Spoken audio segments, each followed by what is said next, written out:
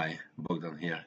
On a pair of British pound to Japanese yen, interval D1, I have prepared two plans. Plan A, primary. The layout for the growth has drawn a long-term ABCD correction. The price was falling for 2 days on a very large volume, a little bit not well for the correction, but I read it as a profit realization and building position for the rises. Taking the position for a long term is conditioned by a price reflection from a local bottom and a past test. I repeat, the past test. The plan B, the price does not perform the test and 2 days of dropping on a large volume can give the strength to rise the support and to upgrade the correction in the first stage on 5 waves. Ta-da!